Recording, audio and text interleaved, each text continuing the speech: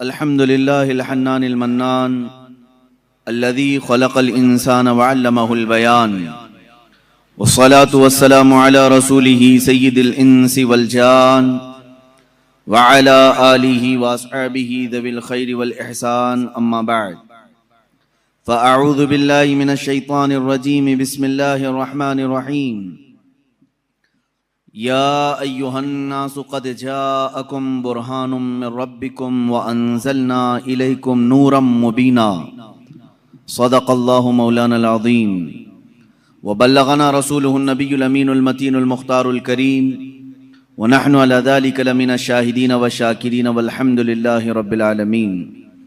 बारगाह रिसालत मुआब सल्लल्लाहु तआला अलैहि वसल्लम में दुरूद पाक का हदिया पेश करें।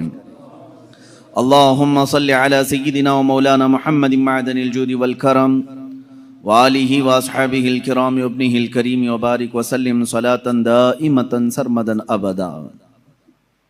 कुरान अज़ीम में अल्लाह रब्बुल इज़्ज़त यूं इरशाद फरमाता है, ऐ इंसानों, बेशक तुम्हारे पास एक वाज़ेह दलील आई और एक चमकता हुआ खुला हुआ नूर तुम्हारे पास आया। ये वाज़ेह दलील क्या है और ये रोशन नूर क्या है? मुफस्सिरीन फरमाते हैं दलील से मुराद भी ज़ाते मुस्तफ़ा है और चमकते हुए नूर से मुराद भी ज़ाते मुस्तफ़ा है सल्लल्लाहु तआला अलैहि वसल्लम। दलील कहते हैं किसी के जहन में मौजूद शक व शुबह को दूर करने वाली चीज। अब वो जब नबियों के साथ आती है तो उसी को मौजज़ा कहते हैं।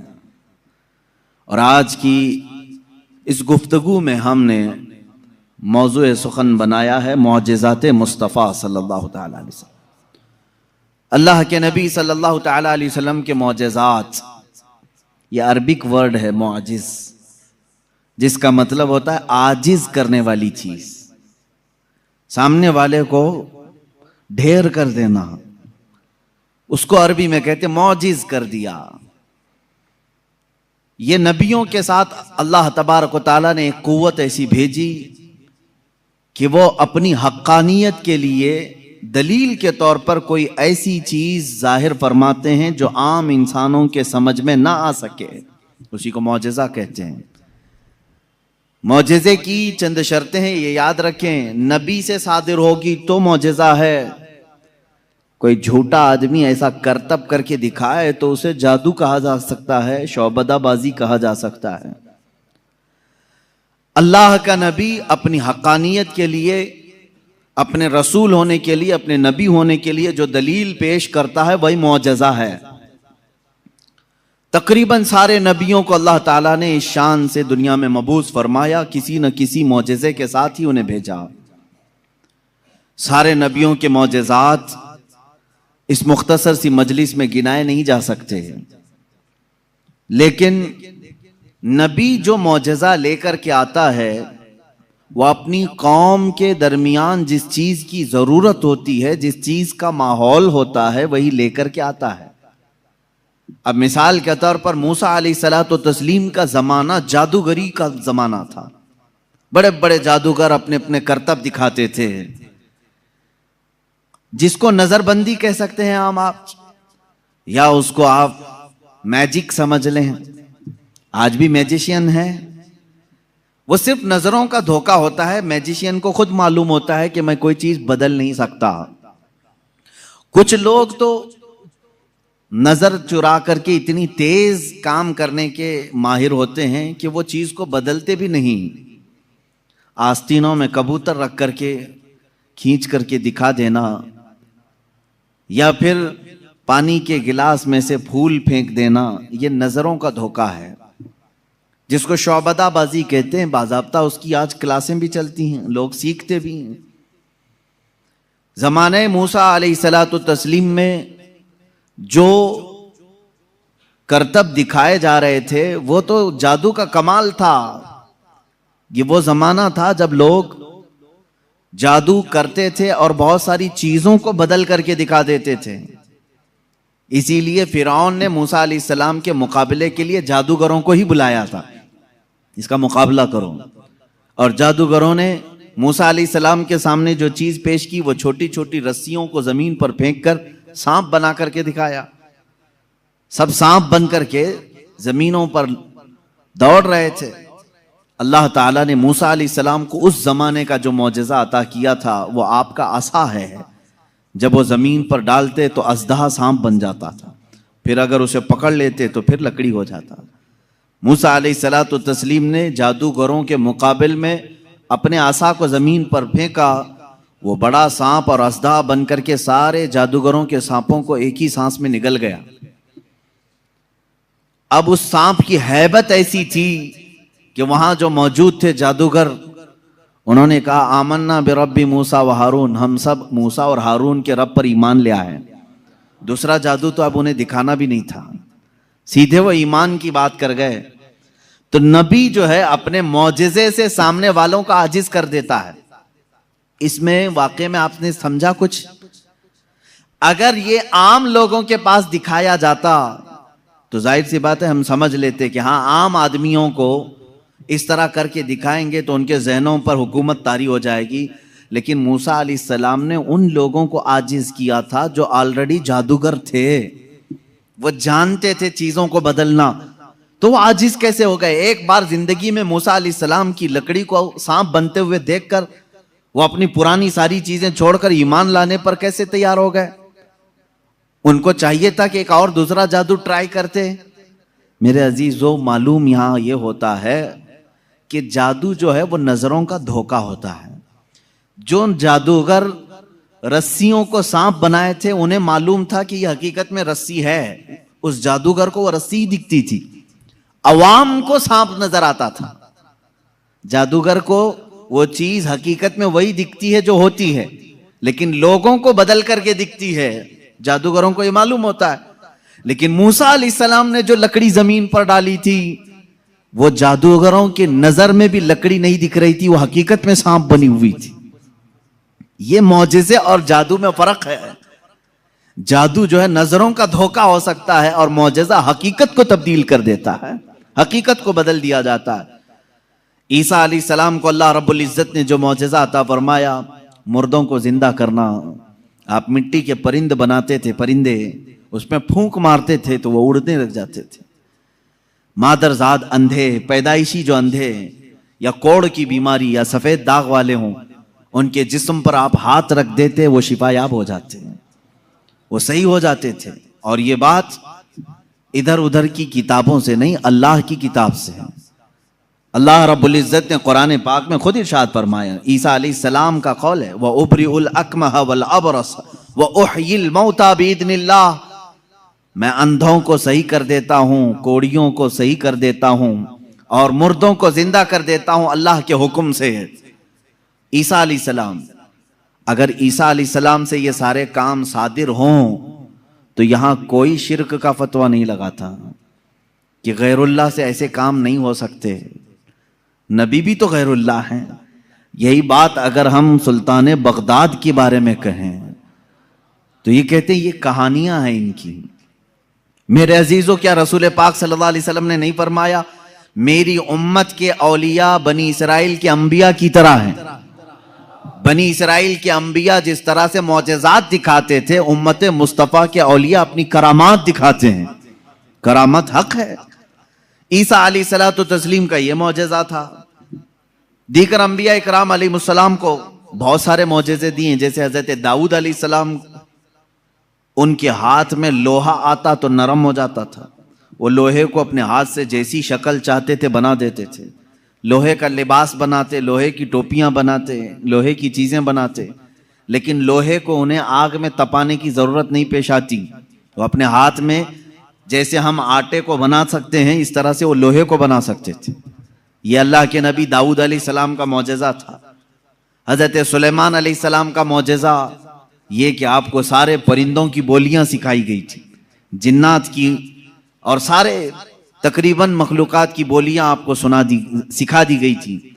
और दूसरी चीज आपको मौजज़े में यह दिया गया कि सुलेमान अलैहिस्सलाम जिस तरफ चाहते हवा उस तरफ चलती। फसख्खरना लहुर रीह, अल्लाह फरमा रहा है हमने हवा को उनके लिए ताबे बना दिया था। उनके मुसख्खर कर दिया था। फिर इतना ही नहीं, आज से तकरीबन 4000 साल पहले सुलेमान अलैहिस्सलाम ने अपने तख्त को हवा में उड़ाया है। ये एरोप्लेन का जमाना नहीं था, वो टेक्नोलॉजी का दौर नहीं था, लेकिन सुलेमान अलैहिस्सलाम के हुक्म से तख्त हवा में उड़ता और जिस तरफ आप चाहते उसी तरफ आपको वो सफर भी कराता। यह आपका मौजज़ा था। जिन्नात पर आपको हुकूमत दी गई थी।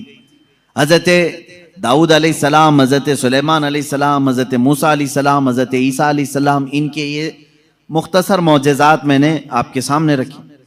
तकरीबन अंबिया इकराम अलैहिस्सलाम को मौजज़े दिए गए। हजरत सालेह अलैहिस्सलाम को एक मौजज़ा ऊंटनी की शक्ल में दिया गया था, इसलिए कि उस जमाने के लोग जिस चीज के कायल नहीं थे उसी चीज को मौजज़ा बना करके भेजा गया है। यानी ईसा अलैहिस्सलाम के जमाने में लोग ये कहते थे मरने के बाद दोबारा जिंदा नहीं हो सकते।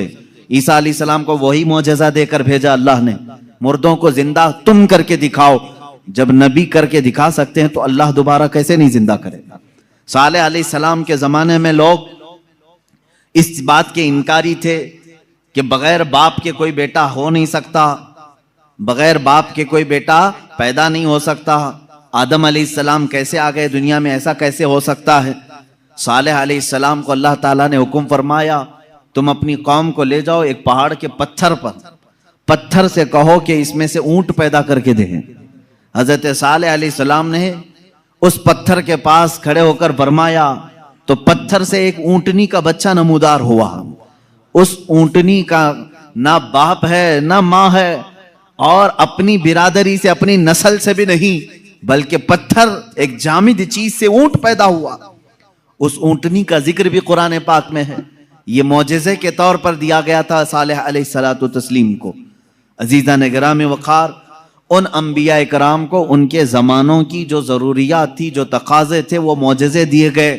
और सैयदुल अंबिया मुहम्मदुर रसूलुल्लाह सल्लल्लाहु तआला अलैहि वसल्लम को उन तमाम अंबिया के जो मौजज़ात थे वो तन्हा हुजूर को अता किए गए।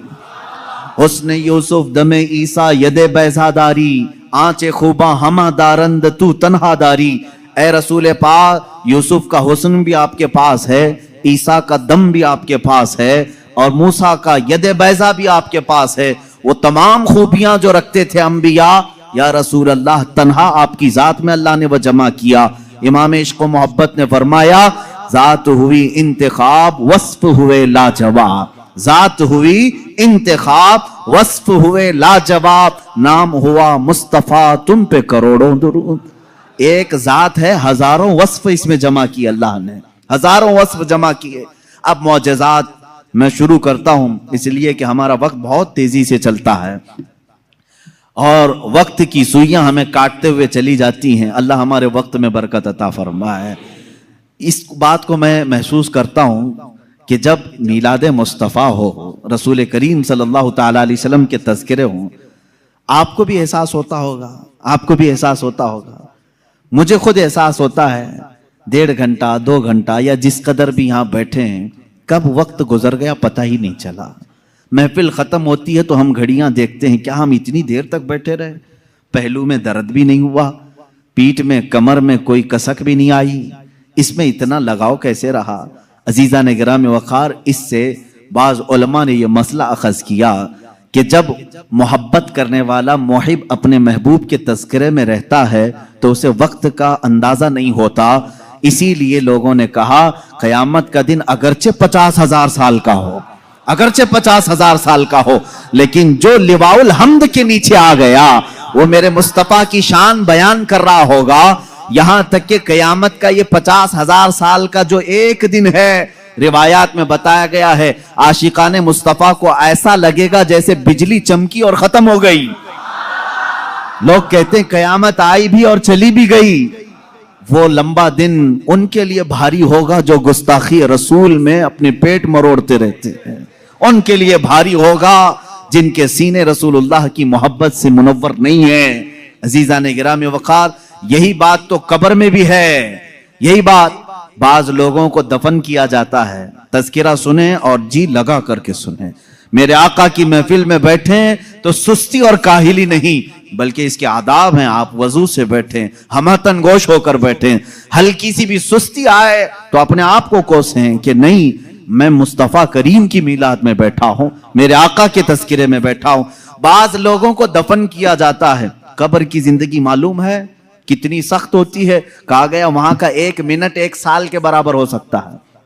मुर्दे पर वक्त ही नहीं गुजरता, वक्त ही नहीं जाता। वो रोज इंतजार करता है, रोज इंतजार करता है। लेकिन बाज मैयतें वो हैं जिन पर वक्त बहुत तेजी से गुजर जाता है। यहां तक कि कयामत का सूर फूंका जाता है, कब्रें खोली जाती हैं, लोगों को उठाया जाता है, तो बाज मुर्दे ये कह करके उठते हैं, बारे इलाहा इतनी जल्दी कयामत आ गई, कल ही तो मेरे घर वालों ने दफन किया था, आज मैं मैदान महशर में जमा हो गया।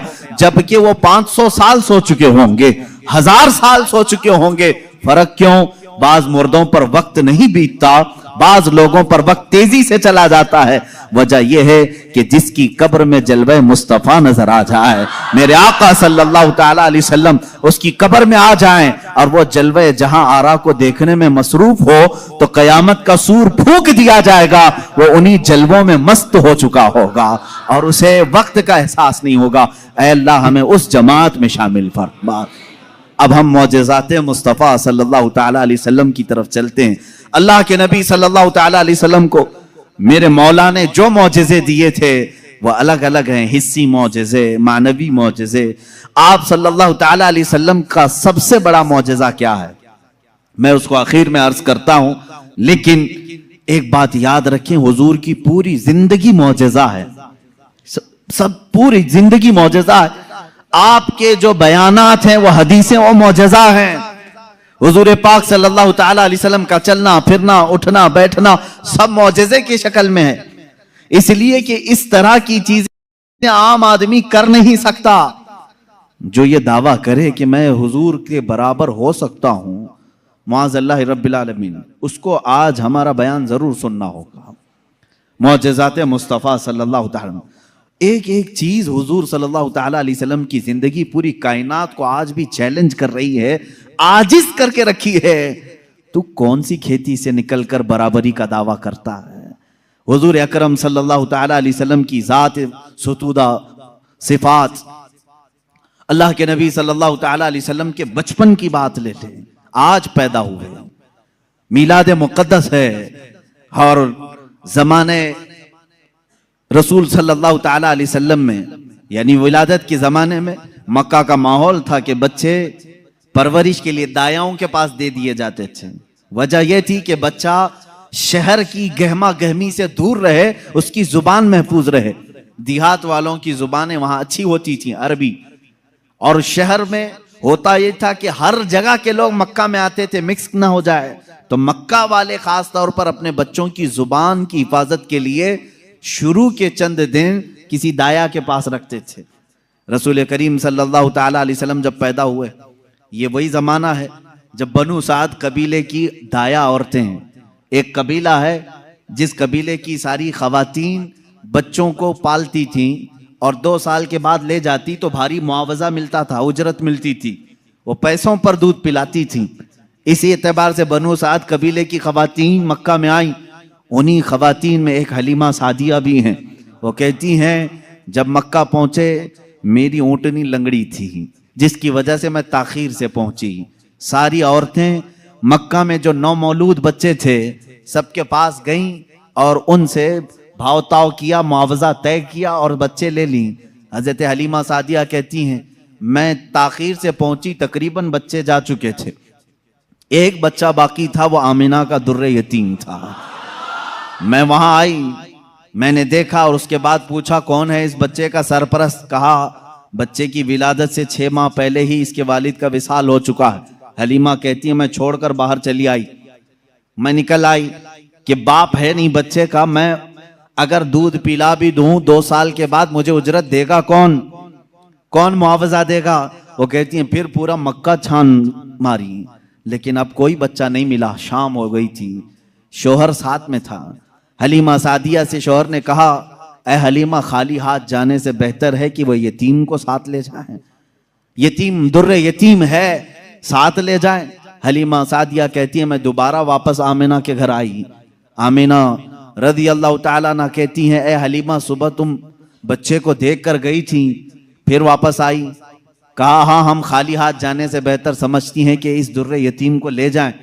हजरत आमिना ने कहा ले जाना चाहे तो ले जाओ, लेकिन तुम्हारी उम्मीदों के मुताबिक हम मुआवजा नहीं दे सकेंगे, तुम्हारी उम्मीदों के मुताबिक हम उजरत नहीं दे सकेंगे। आमिना ने कहा, हलीमा सादिया ने कहा ठीक है, अब खाली हाथ न जाने का हमने अहद किया है, बच्चे को ले लेते हैं। हलीमा सादिया उस वक्त तक बच्चे को अपने गोद उठाई नहीं थी, सिर्फ देख करके गई थी। गोद में जब लिया, हलीमा सादिया कहती हैं मेरे पेशानी से लेकर तलवों तक ठंडक पहुंच गई थी। पहली मर्तबा गोद में लिया, उसके बाद उसके शौहर हलीमा सादिया के साथ वो बाहर आई।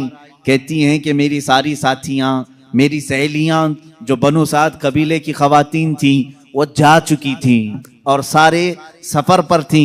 मेरी ऊंटनी लंगड़ी और फिर ताखीर भी अलग। मैं बच्चे को लेकर के उसी लंगड़ी ऊंटनी पर बैठी। अल्लाह अकबर, ये पहला मौजज़ा मेरे आका का है। ऊंटनी जो लंगड़ी थी बिल्कुल सेहत याब हुई और इतनी तेज दौड़ने लगी, इतनी तेज। हलीमा सादिया कहती हैं बनु साद कबीले में सबसे पहले मैं हाजिर हुई। मेरा बच्चा जिसको मैं लेकर आई थी अब्दुल्लाह का दुर्रे यतीम, सबसे पहले बनु साद में हाजिर हुई। और काफी देर के बाद दूसरी सहेलियां हमारी बच्चों को ले आई। उन्होंने आते ही हमसे पूछा हलीमा तेरी ऊंटनी तो लंगड़ी थी, तेरी ऊंटनी कमजोर और लागर थी, तू पीछे रह गई थी, इतनी तेज कैसे आ गई? हलीमा सादिया कहती हैं हाँ ऊंटनी मेरी लंगड़ी थी, लेकिन सवार बहुत ही आला था। जैसे ही ये बच्चा इस ऊंटनी पर सवार हुआ, न जाने इसमें ताकत कहां से आई, सबसे पहले मैं हाजिर हुई। सारी औरतों ने महसूस किया ये एक मौजज़ा नहीं। बनु साद जो कबीला है वो आज भी है ताइफ के करीब, आज भी वो कबीला है हलीमा सादिया का कबीला जिसको बनु साद कहते हैं। उस कबीले वालों का बयान है कि ये रात ऐसी थी, पूरे बनु साद कबीले की बकरियों के दूध से थन भर चुके थे। सारे कबीले वालों की बकरियों के थन दूध से भर चुके थे। हलीमा सादिया कहती हैं जब मैं बच्चे को घर में ले आई तो अजीब सी राहतें और बरकतें और हवाएं चलने लगी। लोगों ने महसूस किया आज तक बनु साद कबीले में ऐसी खुशगवार हवाएं आई नहीं थी, लेकिन लोगों ने बाद में ये महसूस किया ये हलीमा सादिया के घर जो बच्चा आया है उसी की बरकतें हैं। एक के बाद दीगरे लोगों ने मौजज़े देखे भी। हलीमा सादिया की जो बेटी हैं शैमा, जो हुजूर सल्लल्लाहु अलैहि वसल्लम की दूध शरीक बहन है, हुजूर की दूध शरीक बहन है, वो कहती हैं मैं मोहम्मद सल्लल्लाहु ताला अलैहि वसल्लम को गोद में लेकर रात में बैठती थी। 1 साल के नहीं थे, 9 माह के थे जब मैं गोद में लेकर बैठती थी। तारीक रातें हों या उजाली रातें हों, खुले आसमान के नीचे में आकर बैठती। मोहम्मद अरबी सल्लल्लाहु अलैहि वसल्लम की परवरिश में हलीमा का घराना लगा है। कहती हैं हम मालदार नहीं थे, खेल खिलौने वाली चीजें हमारे घर नहीं होती थी, लेकिन शैमा कहती हैं जब मोहम्मद मेरी गोद में होते, रात को 14वीं का चांद चमक रहा होता और मोहम्मद सल्लल्लाहु अलैहि वसल्लम गोद से उंगली को यूं उठाते, चांद इधर चला जाता, कभी चांद इधर जाता, गोद में उंगली जिस तरफ करते वो चांद उधर ही झुक जाता था। आला हजरत इमाम इश्क व मोहब्बत फाजिल बरेलवी रदी अल्लाह ताला अन्हु यूं फरमाते हैं चांद झुक जाता उधर, उंगली उठाते महद में, क्या ही चलता था इशारों पर खिलौना नूर का, क्या ही चलता था इशारों पर खिलौना नूर का। सुबह तैबा में हुई बटता है बाड़ा नूर का, सदका लेने नूर का आया है तारा नूर का। अजीजा ने गिरामी, खिलौना बना है कौन? जिससे पूरी दुनिया आज तक खेल ना सकी, वो मोहम्मद अरबी सल्लल्लाहु अलैहि वसल्लम का खिलौना बना है। ये मेरे आका सल्लल्लाहु अलैहि वसल्लम के मौजज़ात, गोद के मौजज़ात हैं, गोद के मौजज़ात हैं। अब मैं यहां पर एक बात ये बताना चाहता हूं, उन लोगों के जहन को मैं साफ करना चाहता हूं जो लोग ये कहते हैं हुजूर सल्लल्लाहु ताला अलैहि वसल्लम 40 साल के बाद नबी बनाए गए, 40 साल के बाद नबी बनाए गए। बहुत सारे लोगों ने किताबों में भी लिख दिया। मेरे अजीज बात को समझा करो, नबी बनाए गए ये जुमला तवज्जो, और हमारा अकीदा ये है 40 साल के बाद हुजूर ने अपने नबी होने का ऐलान फरमाया। नबी बनाए गए अलग चीज है। वो नबी कब बनाए गए थे ये खुद रसूल पाक से पूछो, आप कब नबी बनाए गए थे? इनकी किताबों से न पूछेंगे, हम हुजूर से पूछते हैं। मेरे आका फरमाते हैं कुन्तु नबिय्यन व आदम बैनल माई व तीन, मैं तो उस वक्त भी नबी था जब आदम को पानी और मिट्टी में गूंधा जा रहा था। आदम अलैहिस्सलाम के खमीर को गूंधा जा रहा था, उस वक्त भी मैं नबी था। ये अल्लाह के हबीब सल्लल्लाहु अलैहि वसल्लम ने फरमाया। और ये लोग कहते हैं 40 साल के बाद नबी बनाए गए। अच्छा चलो ठीक है, इस हदीस को अगर नहीं मानते, मौजिज़ा कब दिया जाता है? मौजिज़ा कब दिया जाता है? जब नबी अपनी नबूवत को जाहिर कर दे, उसे लोगों को कायल करना रहता है, ईमान की तरफ बुलाना होता है, अपनी हक्कानियत की दलील पेश करनी होती है, तब नबी मौजिज़ा दिखाएगा। यहां मोहम्मद अरबी सल्लल्लाहु अलैहि वसल्लम गोद में जो मौजिज़े दिखा रहे हैं, हलीमा सादिया के घर जो मौजिज़े दिखाए जा रहे हैं, तुम्हारे कौल के एतबार से 40 साल के बाद नबी हुए थे ना, तो मौजिज़े तो 40 साल बाद दिखना चाहिए। हलीमा सादिया की गोद में जो मौजिज़े दिख रहे हैं, इससे पता चलता है वो पैदाइशी नबी थे। ऐलान का हुक्म 40 साल के बाद अल्लाह ने दिया। वो नबी नबूवत लेकर के दुनिया में आए। अजीजा ने गिरामी, ये मौजिज़ात की इब्तिदा हलीमा सादिया के घर से हुई, और उसके बाद एक दो नहीं कई मौजिज़े। हलीमा सादिया रज़ियल्लाहु तआला अन्हा की बेटी शैमा कहती हैं 2 साल की उम्र से पहले ही हुजूर पाक सल्लल्लाहु तआला अलैहि वसल्लम आम इंसानों की तरह बड़े नहीं हुए हैं। 9 महीने की उम्र में तो आप तीर चलाते थे और बराबर निशाने पर, और कभी आपने हकला करके बात नहीं की, जैसे बच्चे तुतला कर हकला कर बात करते हैं। अल्लाह के हबीब सल्लल्लाहु अलैहि वसल्लम ने जब गुफ्तगू फरमाई, निहायत फसीह अरबी में गुफ्तगू फरमाई। फरमाती हैं कि एक भी ऐसा टूटा हुआ जुमला मोहम्मद से हमने सुना नहीं। ये हजरत हलीमा सादिया फरमाती। अजीजा ने गिरामी, शैमा कहती हैं 1.5 साल की उम्र में मेरे साथ मोहम्मद सल्लल्लाहु अलैहि वसल्लम बकरियां चराने के लिए आ जाते थे, बकरियां चराने के लिए आते थे। वो कहती हैं जब बकरियां चराने के लिए मोहम्मद सल्लल्लाहु अलैहि वसल्लम जाते थे, जंगल में या सहरा में जहां पर भी मामला, वो कहती हैं मैं एक आध बकरी को लेकर जाती, लेकिन मोहम्मद सल्लल्लाहु अलैहि वसल्लम के साथ सारी बकरियां होती। फर्क ये था कि मैं धूप में चरा रही होती, लेकिन हमेशा मोहम्मद सल्लल्लाहु अलैहि वसल्लम पर बादल का एक टुकड़ा साया बना रहता था, हमेशा छांव रहती थी। कभी धूप बराए रास्त उनके रुखसारों को नहीं मारती, उनके रुखसारों पर नहीं पड़ती।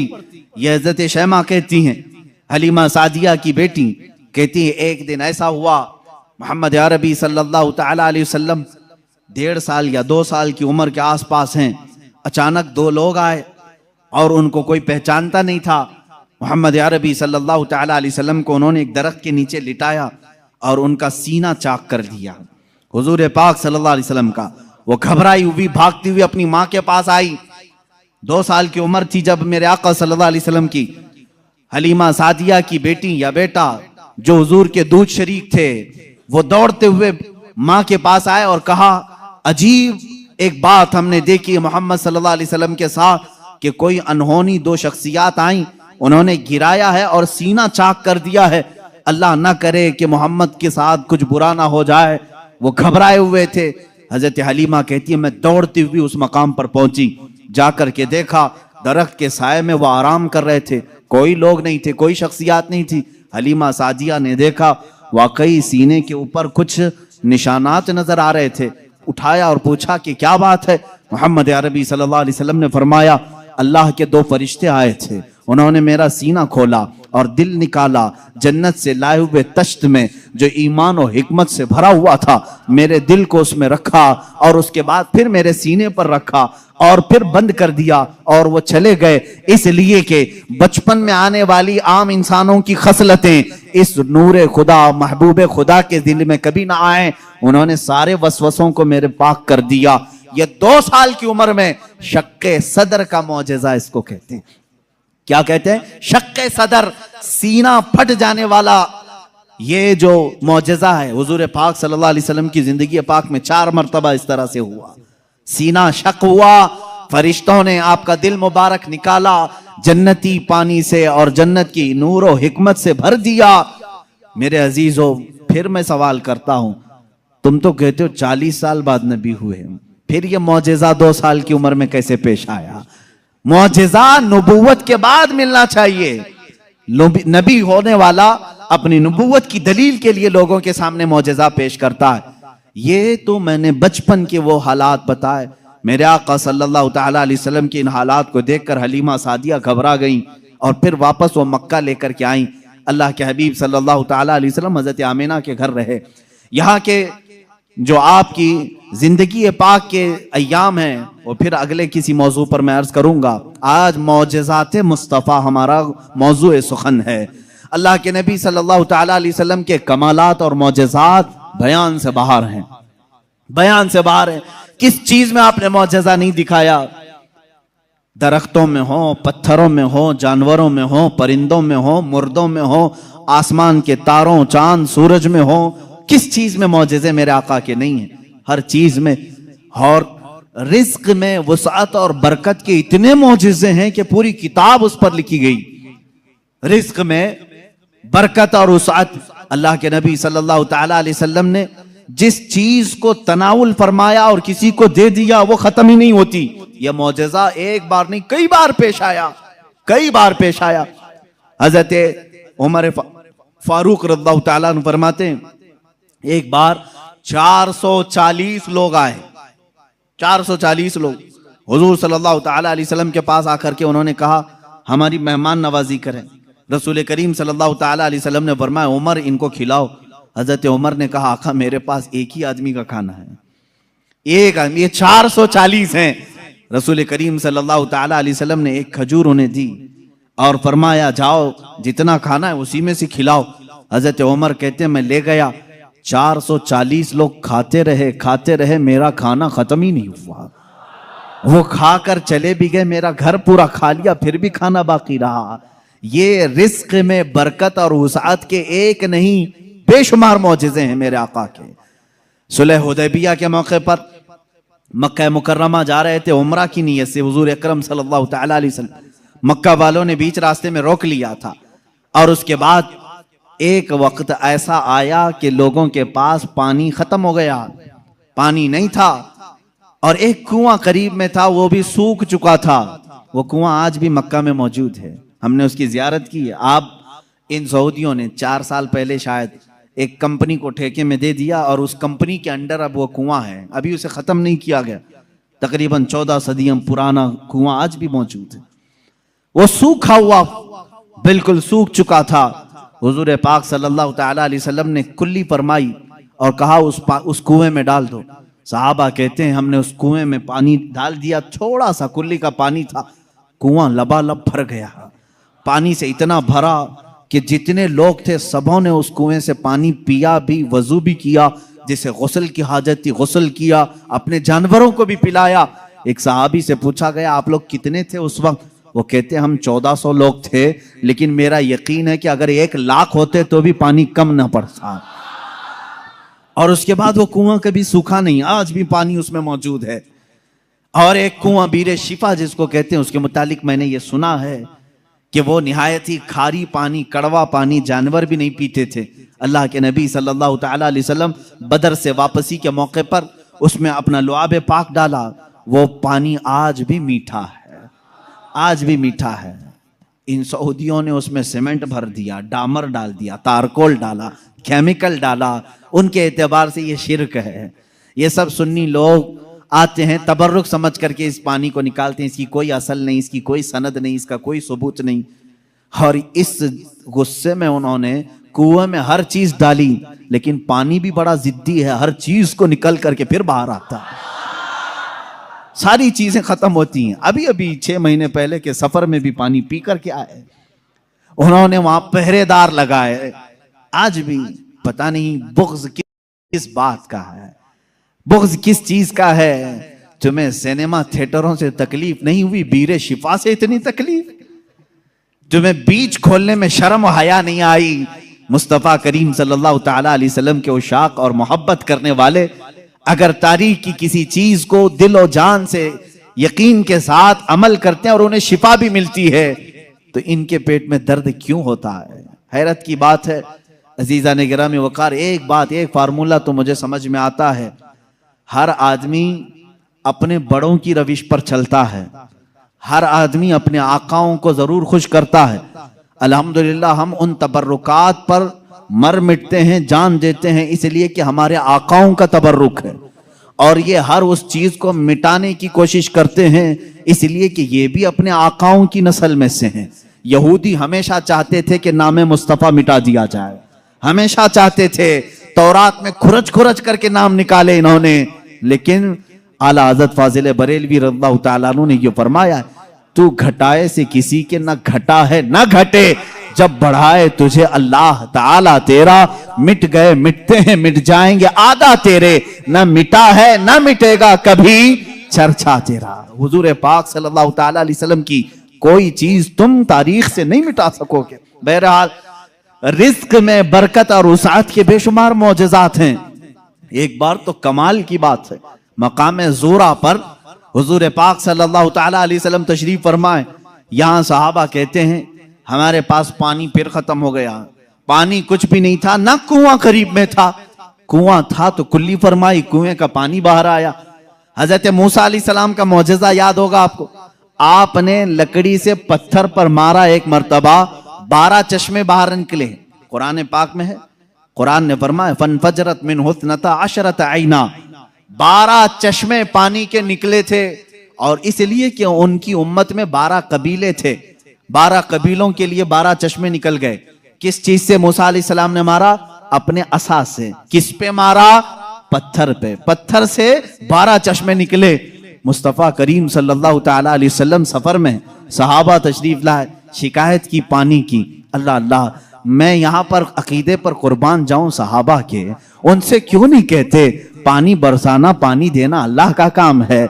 वो सहाबा हुजूर के पास बार बार क्यों आ जाते थे? खाना नहीं है तो हुजूर के पास, पानी नहीं है तो हुजूर के पास, बीमारी है तो हुजूर के पास। इसलिए कि उन्हीं सहाबा का अकीदा बरेली के इमाम ने लिया है, जिनका कहना था शाफियो नाफी हो तुम, वाफियो काफी हो तुम, दर्द को कर दो दवा, तुम पे करोड़ों दुरूद, आंख अता कीजिए उसमें जिया दीजिए, जलवा करीब आ गया तुम पे करोड़ों दुरूद। वो मांगने के लिए आते थे मेरे आका सल्लल्लाहु अलैहि वसल्लम की बारगाह में, और जिन्होंने कहा रसूलुल्लाह से मांगना हराम है, माअज़ल्लाह रब्बिल आलमीन, उनको अल्लाह ताला ने ऐसों का मोहताज बनाया, दर दर की ठोकरें खाते हुए आज भी जलील खार है। इसीलिए मेरे इमाम ने कहा है, जो तेरे दर से यार फिरते हैं, दर बदर यूं ही खार फिरते हैं, दर बदर यूं ही खार फिरते हैं। हमें फख्र है इस बात पर, हम मोहताज हैं तो मदीने के ताजदार के रसूल करीम सल्लल्लाहु ताला अलैहि वसल्लम से मांगेंगे। इसलिए मांगते हैं कि रब है मोती ये है कासिम, रिस्क उसका है खिलाते ये हैं, रिस्क उसका है खिलाते ये हैं। हम खालिक समझकर, हम रसूलुल्लाह को राज़िक समझकर नहीं जा रहे हैं, बल्कि वो रज़्ज़ाक़ हकीकी के नायब हैं। इसीलिए आला हज़रत फाजिल बरेलवी ने फरमाया है कि रब है मोती ये है कासिम, रिस्क उसका है खिलाते ये हैं। बखुदा खुदा का यही है दर, नहीं और कोई मफर मखर, जो वहां से हो यहीं आके हो, जो यहां नहीं तो वहां नहीं। यह आला हज़रत ने फरमाया। बहरहाल रसूल करीम सल्लल्लाहु ताला अलैहि वसल्लम के पास अब सहाबा आए पानी की शिकायत लेकर के, पानी यहां पर भी नहीं है। हुजूर पाक सल्लल्लाहु अलैहि वसल्लम ने फरमाया कुआं भी करीब नहीं, तालाब भी करीब नहीं, पत्थर भी करीब नहीं। एक सहाबी से कहा कि बर्तन कुछ है तुम्हारे पास? कहा एक बर्तन में इतना पानी है कि या तो पी सकता हूं या तो वजू कर सकता हूं। हुजूर पाक सल्लल्लाहु अलैहि वसल्लम ने फरमाया वही ले आओ। बर्तन को करीब रखा और अपना दस्ते मुबारक उसमें रखा। सहाबा फरमाते हैं हर उंगली पाक से पानी के चश्मे जारी थे, जैसे फव्वारे निकलते हैं, फाउंटेन जिस तरह होते हैं। हुजूर पाक सल्लल्लाहु ताला अलैहि वसल्लम की उंगलियों से चश्मे निकलने लगे। फिर इमाम अहले सुन्नत फाजिल बरेलवी फरमाते हैं उंगलियां हैं फैज पर, टूटे हैं प्यासे झूम कर, उंगलियां हैं फैज पर, टूटे हैं प्यासे झूम कर, नदियां पंजाब रहमत की हैं जारी। वाह वाह, पंजाब रहमत की। पंजाब रहमत का मतलब पंजाब जो हमारा है इसको इसलिए पंजाब कहते हैं, 5 नदियां हैं वहां पर। मेरे आका सल्लल्लाहु ताला अलैहि वसल्लम के सिर्फ दस्ते मुकद्दसा में रहमत के पंजाब थे। 5 उंगलियों से 5 चश्मे निकले और उस वक्त सहाबा फरमाते हैं हम तकरीबन 300 लोगों ने उससे वजू भी किया, पानी भी पिया, जानवरों को भी पिलाया। किस पानी से? उंगलियों से निकले हुए पानी। अब मैं पूछता हूं मेरे अजीजों, ये है मौजेजा जिसको खर्क़े आदत कहते हैं, जो अकल में ना आए, अकल में ना आए। हाँ, एक बात तो समझ में आती, मूसा अलैहिस्सलाम ने लकड़ी मारी थी पत्थर पर और पत्थर से 12 चश्मे निकले, मौजेजा वो भी था। लेकिन हमने दुनिया में बहुत सारे फॉल्स देखे हैं जो पत्थरों से ही निकलते हैं, नहीं देखे आपने? पहाड़ों से पानी का निकलना आम सी बात है, लेकिन नूरे मुस्तफा मोहम्मद अरबी सल्लल्लाहु अलैहि वसल्लम का मौजज़ा तो ये है, दुनिया ने आज तक ना सुना होगा ना देखा होगा। पत्थरों से निकलने वाला पानी तो देखा है, उंगलियों से निकलने वाला पानी सिर्फ ताजदारे मदीना के यहां है। ये मेरे आका सल्लल्लाहु अलैहि वसल्लम का मौजज़ा, कमाल का मौजज़ा था। ये खाने पीने के मामलात में एक दो नहीं, बहुत से मौजज़ात हैं। फिर आगे बढ़ो, जंगे खंदक के मौके पर खंदक खोदी जा रही थी। वाकया ऐसा था, मेरे इन 12 रोज़ा उन्वानात में एक उन्वान है इंशाअल्लाह, हुजूर सल्लल्लाहु ताला अलैहि वसल्लम के सारे गज़वात, हुजूर की जंगी हिकमतें क्या थीं, इंशाअल्लाह उल अज़ीज़ उसमें अर्ज करूंगा। खंदक एक जंग हुई है, उसका नाम ही ग़ज़वा खंदक इसलिए कि मदीने के अतराफ में एक बहुत बड़ी खंदक खोदी गई थी, एक खाई खोदी गई थी। वजह यह थी कि दुश्मन पूरी की पूरी फौज लेकर मदीने में दाखिल ना हो, इसलिए कि जब दुश्मन फौज लेकर अपने शहर में आएंगे, शहर में तहस नहस करेंगे, बर्बादी करेंगे। बाहर ही निपट लिया जाए तो घर तो महफूज रहेंगे। जंग होगी, कुछ तो नुकसान होगा कि नहीं होगा। जैसे देखने इराक तबाह हो गया, शाम तबाह हो गया। यही जंग अगर अमेरिका में होती तो क्या वो बचा होता? जहां जंग होती वहां के घर उजड़ जाते। मदीना तैयबा से बाहर जंग के लिए खंदक खोदी गई। अब ये खंदक खोदने में काफी दिन लग गए। सहाबा उस जमाने में भूखे प्यासे फाका कशी में खंदक खोदते रहे। ऐसे नहीं कि सिर्फ सहाबा ने खोदा, अल्लाह के नबी सल्लल्लाहु ताला अलैहि वसल्लम ने खुद भी अपने हाथ से खंदक खोदी है। एक बार सहाबा फरमाते हैं, बड़ा पत्थर आ गया, किसी से नहीं टूटता था, हिलता भी नहीं था। उस वक्त रसूल करीम सल्लल्लाहु अलैहि वसल्लम को उन्होंने खबर दी। अल्लाह के हबीब सल्लल्लाहु ताला अलैहि वसल्लम तशरीफ लाए। मेरे अजीजों, मेरे आका का एक मौजज़ा ये भी था, जितने सहाबा थे उनके पास जितनी ताकत थी, सबसे ज्यादा ताकत मेरे मुस्तफा के पास भी थी। हुजूर पाक सल्लल्लाहु ताला अलैहि वसल्लम ने अपने जमाने के नामवर पहलवान अबू दुजाना या कुछ और नाम है मैं भूल रहा हूं, हुजूर सल्लल्लाहु ताला अलैहि वसल्लम ने उसके साथ कुश्ती लड़ी, जिसको पूरे अरब ने कभी नहीं पछाड़ा था। 3 मरतबा हुजूर पाक ने उसको पीठ लगा दिया था। हुजूर अकरम सल्लल्लाहु ताला अलैहि वसल्लम अपने हाथ में कुदाल लेकर के उस पत्थर को निकालने आए। एक उस पर मारी जरब, चिंगारी उछली और रोशनी आई। अल्लाह के हबीब सल्लल्लाहु अलैहि वसल्लम ने फरमाया अल्हम्दुलिल्लाह। दूसरी मारी, फिर कहा अल्हम्दुलिल्लाह। तीसरी मर्तबा वो पत्थर टूटकर टुकड़े हो गया, निकल गया। सहाबा ने पूछा कि हुजूर, हर आपने पत्थर पर जब भी कुदाल मारी चिंगारी निकली, आपने जुबान से कुछ कहा? कहा जब पहली मर्तबा मैंने कुदाल मारी, मैंने देखा ईरान फतह हो चुका है। कुदाल यहां मदीने में मारी जा रही है और खबर ईरान के फतह होने की दी जा रही। दूसरी कुदाल मारी, हुजूर पाक सल्लल्लाहु ताला अलैहि वसल्लम ने फरमाया यमन फतह हो चुका है। बाज रिवायात में अलग अलग मुल्कों के नाम मुझे मिले। बहरैन के महल्लात को फतह होते हुए मैंने देखा।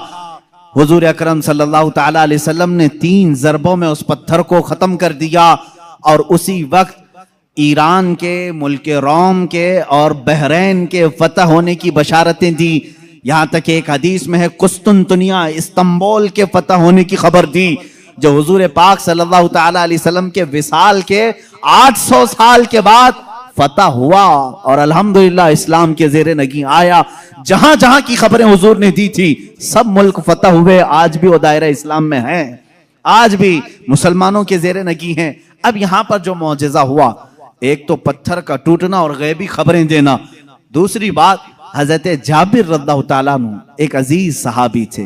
वो आते हैं अपनी बीवी से कहते हैं, मैं देख रहा हूं अल्लाह के नबी सल्लल्लाहु अलैहि वसल्लम पेट पर पत्थर बांधे हुए। क्यों बांधा जाता था उस वक्त? इसलिए कि पेट अगर ढीला रहे, भूख की शिद्दत से बार बार ख्वाहिश खाने की होती रहे, उसको टाइट कर लिया जाए तो बार बार भूख न लगे। ये उस वक्त मामूल रहा होगा। अल्लाह के नबी सल्लल्लाहु अलैहि वसल्लम ने भी अपने पेट पर पत्थर बांधे। हजरत जाबिर कहते मुझसे देखा नहीं जा रहा है, इस हालत में मेरे आका काम भी कर रहे हैं। जाबिर रज़ी अल्लाह ताला अन्हु का घर वहां से करीब था, खंदक के। उनकी बीवी से उन्होंने कहा कुछ खाने को हो तो बना दो। उन्होंने कहा घर में थोड़ा सा आटा है, जौ का आटा है, उसकी चंद रोटियां बनेंगी, 4 या 5 रोटियां बनेंगी, और एक बकरी का बच्चा है, 6 महीने का होगा, बस इतना है। कितने लोग खा सकते हैं आप ही देखें। कहा इतना ही ज़बह कर, मैं रसूल पाक सल्लल्लाहु अलैहि वसल्लम को, हजरत अबू बकर को, हजरत उमर को, और मैं रहूंगा, मेरे घर वाले रहेंगे, खिला देंगे। वो आए, कान में आकर के हुजूर से कहा या रसूल अल्लाह सल्लल्लाहु ताला अलैहि वसल्लम, घर में एक छोटा सा बकरी का बच्चा है, हमने ज़बह किया है, थोड़ा सा आटा है, आप अबू बकर उमर घर पर तशरीफ लाएं।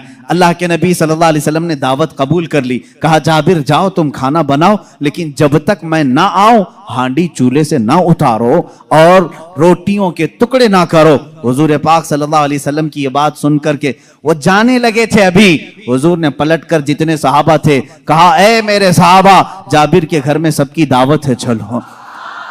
जाबिर के घर में दावत, 1500 सहाबा थे, 1500 सहाबा। हजरत जाबिर घबरा गए, दौड़ते हुए आए, अपनी बीवी से कहा, ए खातून बड़ा गजब हो गया, मैंने 3 को दावत दी थी, हुजूर ने 1500 को बुलाया है। उनकी शरीक हयात एक सहाबिया थी, तवक्कुल के आला दर्जे पर थी।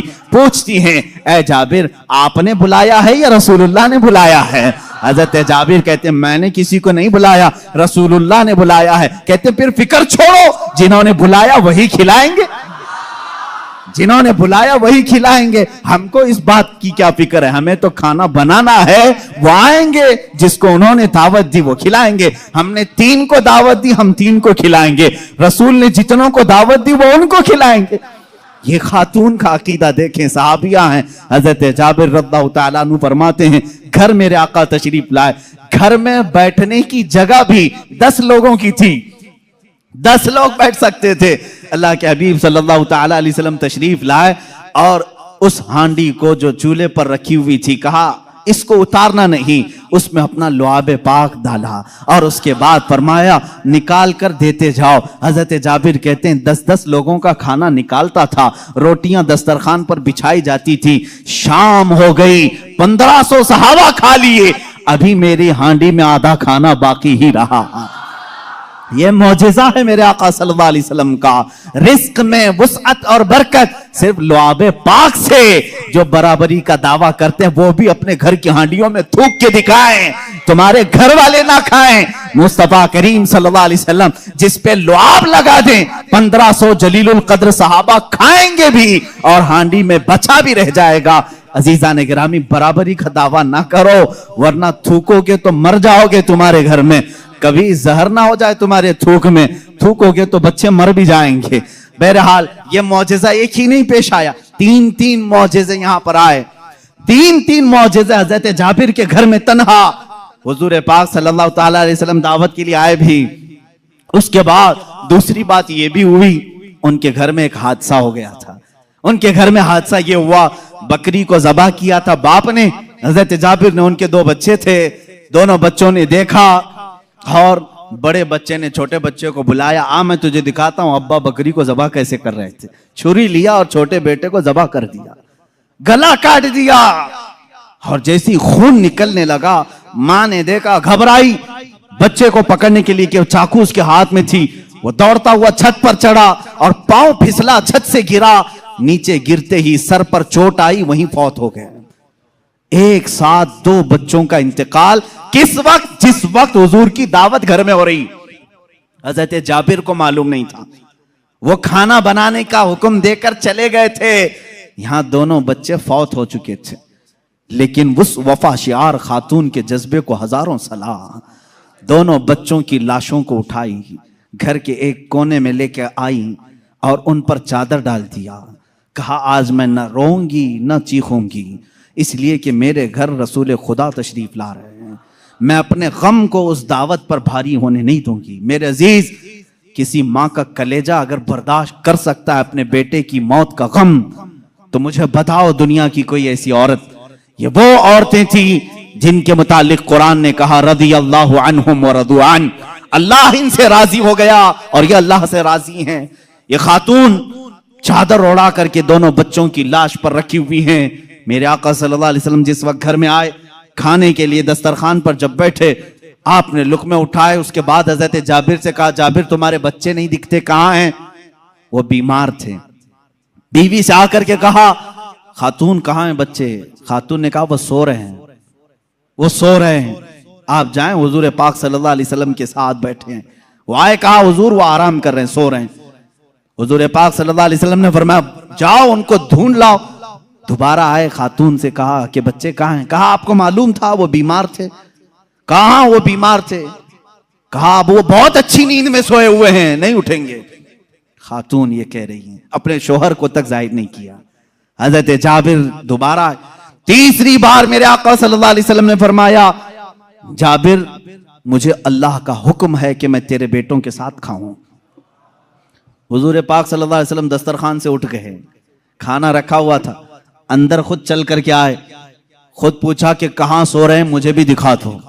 हजरत जाबिर की खातून जो थी, बीवी थी, वो उस कमरे में ले गई, लाशों पर से चादर उठाया। हजरत जाबिर कहते हैं मैं देख करके दहल गया, बच्चों की लाशें हैं। अल्लाह के नबी सल्लल्लाहु ताला अलैहि वसल्लम करीब गए, दोनों बच्चों के हाथों को पकड़ा और कहा बहुत देर से हम तुम्हारे इंतजार में, उठो दस्तरखान बिछा है। दोनों बच्चे अपने कपड़े झाड़ते हुए खड़े हो गए। मूसा ईसा अलैहिस्सलाम के मुर्दों को जिंदा करने का मौजज़ा तुमने सुना होगा। नबी रहमत सल्लल्लाहु ताला अलैहि वसल्लम अपने गुलामों के घर में जो फौज शुदा शहजादे थे उन्हें जिंदा भी किया और अपने दस्तरखान पर बिठाया भी। और ये बच्चे सिर्फ थोड़ी देर के लिए जिंदा नहीं हुए थे, फिर एक लंबी जिंदगी इन्होंने गुजारी मेरे आका की सोहबत में, और हदीसें भी रिवायत की। ये हुजूर अकरम सल्लल्लाहु अलैहि वसल्लम का मौजज़ा। दो मौजज़े एक ही घर में। तीसरा मौजज़ा ये है, ये रहमत आलम सल्लल्लाहु ताला अलैहि वसल्लम जिस घर पर जाएं उस घर के रहमो करम की बातें ना पूछो, वहां बरकत ही बरकत है। पूरा खाना खाकर जब सहाबा चले जा रहे थे, सारी हड्डियों को जमा किया। मेरे आका सल्लल्लाहु अलैहि वसल्लम ने फरमाया वही बकरी का 6 माह का बच्चा था। अल्लाह के नबी सल्लल्लाहु अलैहि वसल्लम ने कहा ए बकरी खड़ी हो जा। बकरी अपना कान झाड़ते हुए खड़ी हो गई। हजरत जाबिर को उनकी बकरी वापस दी गई। अजीजा ने गिरामी, ये मुस्तफा करीम सल्लल्लाहु ताला अलैहि वसल्लम के नाज हैं और उनके अंदाज हैं। जिस घर में गए सारों को खिलाया भी और खिलाने वाले के बच्चों को भी जिंदा किया, बकरी को भी जिंदा किया। तुम्हारा माल तुम्हें दे दिया गया और सबको खिला भी दिया गया। रिस्क में वुसअत व बरकत के एक दो नहीं बेशुमार मौजज़े हैं अल्लाह के नबी सल्लल्लाहु ताला अलैहि वसल्लम के। मेरे अजीजों, इनके अलावा जो मौजज़ात बड़े हैं, जिसको शक्कुल कमर का मौजज़ा कहा गया है और रद्दे शम्स का मौजज़ा कहा गया है। शक्कुल कमर चांद के टुकड़े कर देना, रद्दे शम्स सूरज को फेर देना, ये बड़े मौजज़ात में से है जिनके तज़किरे अहादीस की किताबों में है और सही अहादीस में मौजूद है। मक्का मुकर्रमा में भी जादूगर थे, लोग जादू समझते थे। उस वक्त अल्लाह के नबी सल्लल्लाहु ताला अलैहि वसल्लम से कई लोगों ने जिन जिन मौजज़ात का सवाल किया, हुजूर पाक ने वो उन्हें करके दिखाया, करके दिखाया। एक अराबी शख्स, एक देहाती आया और उसने कहा ऐ मोहम्मद अरबी सल्लल्लाहु ताला अलैहि वसल्लम, मैं आपको अल्लाह का रसूल कैसे मान लूं? मेरी अकल है, आप किसी उस्ताद के पास नहीं गए, मैंने कभी आपके मुतालिक सुना नहीं कि कोई उस्ताद आपको पढ़ाया, फिर भी आपके जुबान से जो अल्फाज निकलते हैं वो कमाल के हैं। बहरहाल मैं आपको अल्लाह का रसूल कैसे तस्लीम करूं? हुजूर पाक सल्लल्लाहु ताला अलैहि वसल्लम ने उससे पूछा कि क्या मैं तुझे ये सामने वाले दरख्त से कहलवा दूं कि मैं अल्लाह का रसूल हूं, तू मान लेगा? उसने कहा हाँ मान लूंगा, दरख्त भला बात भी कर सकता है। हुजूर पाक सल्लल्लाहु अलैहि वसल्लम ने फरमाया जा उस दरख्त से कह दे अल्लाह के रसूल बुला रहे हैं। हुजूर ने नहीं बुलाया, उस देहाती से कहा, ये बात तवज्जो चाहता हूं, इस नुक्ते को समझो। हुजूर हुक्म दे दरख्त आ जाना चाहिए ना। हुजूर ने फरमाया उस देहाती से जो देखने आया था, जा तू खुद बोल कि अल्लाह के रसूल बुला रहे हैं। वो गया देहाती, दरख्त को मुखातिब करके कहा, ऐ दरख्त तुझे अल्लाह के रसूल बुला रहे। हदीस पाक में वो दरख्त अपने जड़ों समेत बाहर आया, काफी बड़ा दरख्त है, और झूमते हुए जैसे पिंडलियों पर इंसान चलता है बारगाह मुस्तफा में आया, और ऐसे झुका जैसे इंसान रुकू में झुकता है। और उसके बाद उस दरख्त से आवाज आने लगी, अशहदु अन्नका रसूलुल्लाह, गवाही देता हूं कि आप अल्लाह के रसूल हैं। अल्लाह के नबी सल्लल्लाहु अलैहि वसल्लम ने फरमाया, दरख्त तो अपने मकाम पर वापस चला जा। वो दरख्त फिर वही चला गया जहां था वहीं। आज भी मक्का मुकर्रमा में उस दरख्त की जगह पर एक मस्जिद बनाई गई है। ये तुर्कियों की बदौलत बनी थी, वहाबियों की बदौलत नहीं। उस मस्जिद को मस्जिद शजरा कहते हैं, दरख्त वाली मस्जिद। उस देहाती ने बाद में कहा, ऐ अल्लाह के रसूल, जब दरख्त आपको अल्लाह का रसूल मानते हैं और सजदा करते हैं, उनसे ज्यादा हक तो इंसानों का है।